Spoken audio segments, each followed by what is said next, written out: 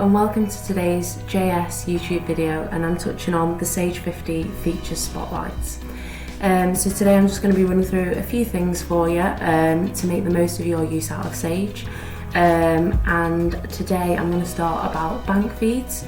So if you haven't heard about bank feeds before, basically the function of them is to ensure that your bank is just reconciled as simply as possible, and to avoid any human error of potential transposition errors, or if you are duplicating transactions, we're going to avoid those at all costs with a bank feed, because it's an open integration link with the bank feed with your online banking to ensure that all the transactions come across on a daily basis, and it's refreshed overnight, and all of your information comes over.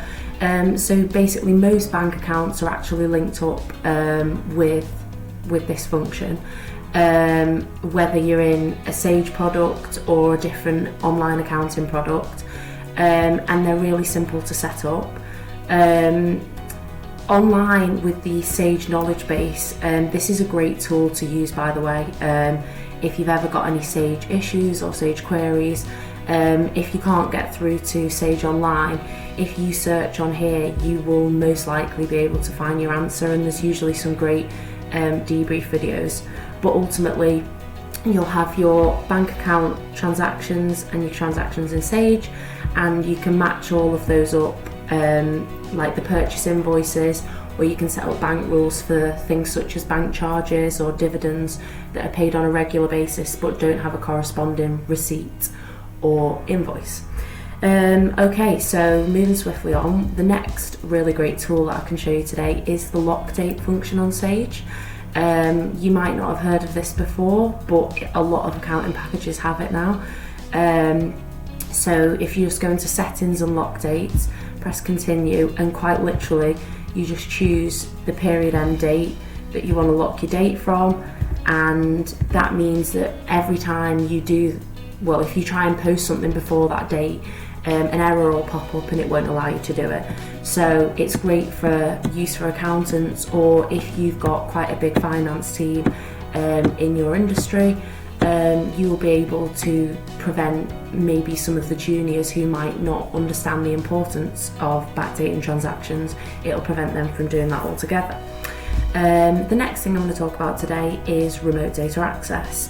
Now, remote data access is for version 27 and 28 of Sage, and obviously as they go up, but there is the old version of it called Sage Drive, which is from version 24 and upwards.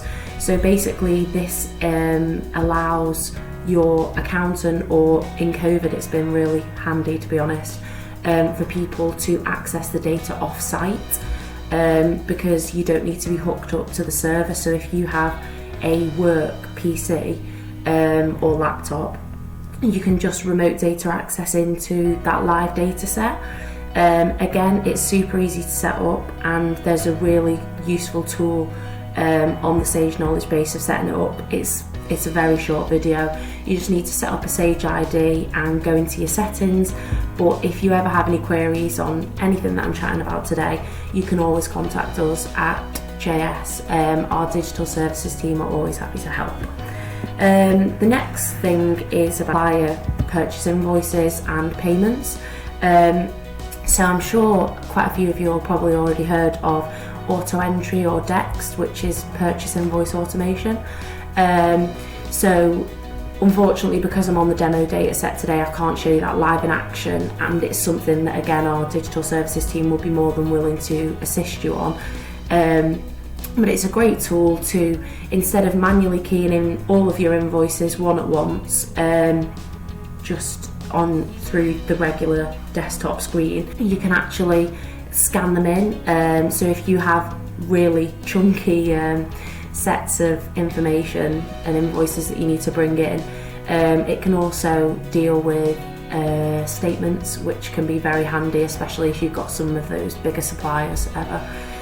So yeah, that's honestly such a great tool, and I'd really recommend that as your first step into the digital world if you haven't done already. Another great tool, unfortunately I can't show you the great depths of it today, again because I'm on the demo data.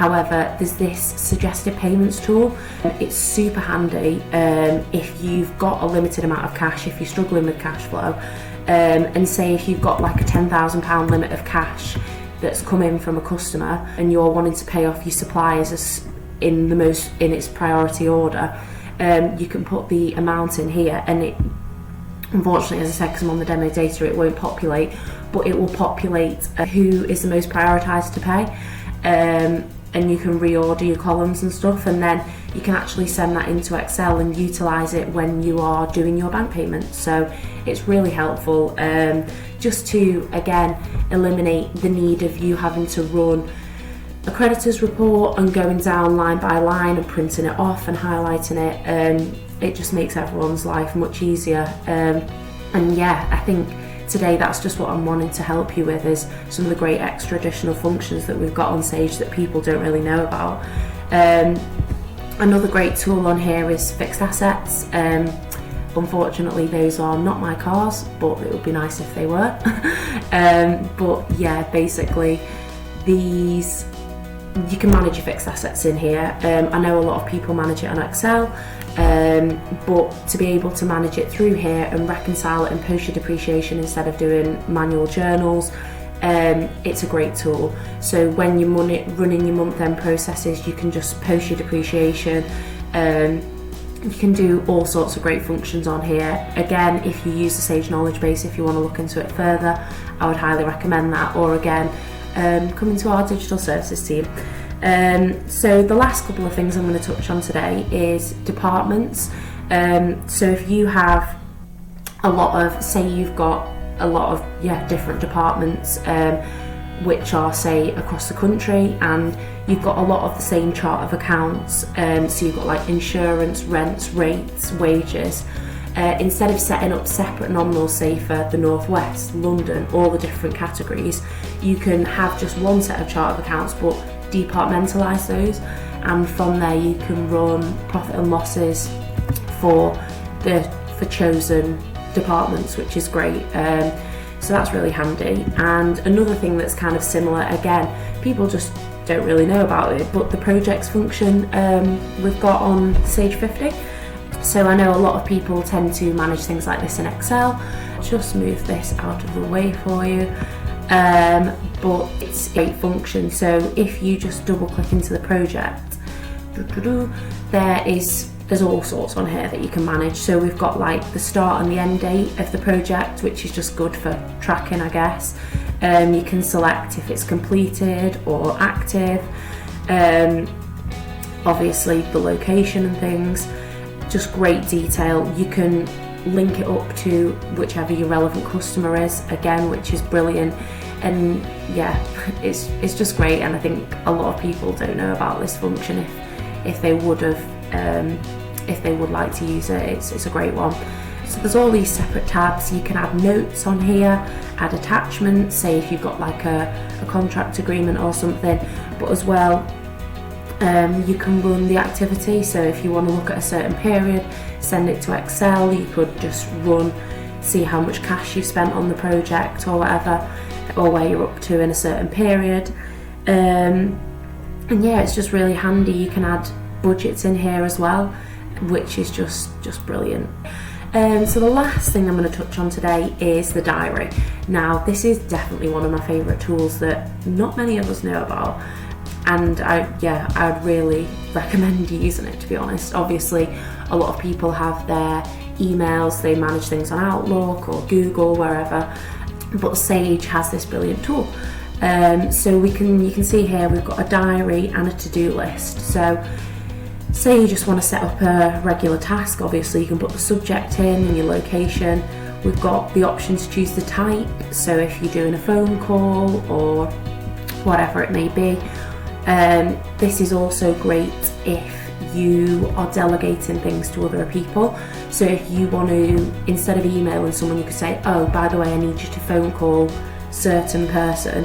And well, obviously if you've got all your different users in Sage, those names will populate here, but obviously as I'm on the demo data, I've only got manager today.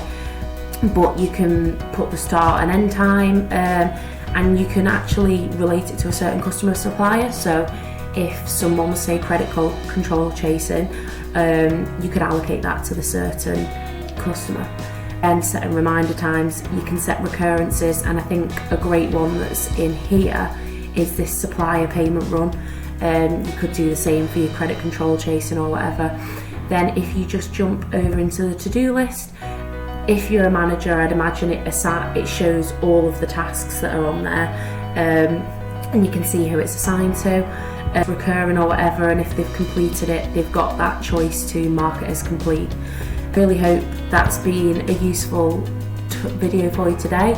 If you ever have any queries whatsoever about anything digital, Sage, Xero, whatever, look out for all of our other YouTube videos that are going to be coming up, and I'd like to think that could help a lot of you out.